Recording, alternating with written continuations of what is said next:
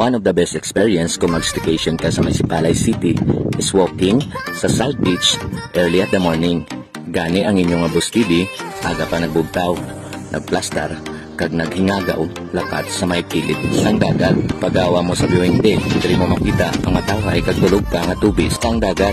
May nga daw kita pa na mga boss, ilagaw ta kamo diri sa may kilid sang Sipalay Beach Resort.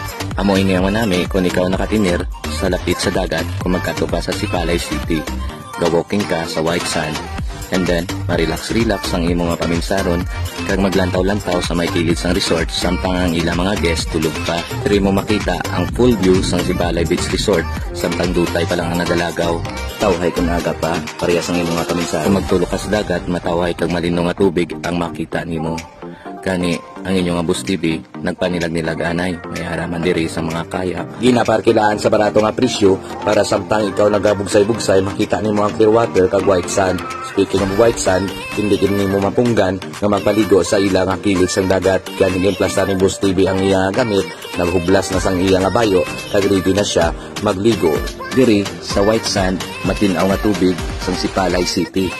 Pe, ligo ta mga boss, hindi mo giging mapunggan ang pagligo sa dagat sa Sipalay kung ari ka diri. Gani, planuhin na mga boss, kung gusto nyo magpa-beach sa Sipalay ka mo kadto mga boss. Hey boss, plano ka pa beach kadto ka sa Sipalay.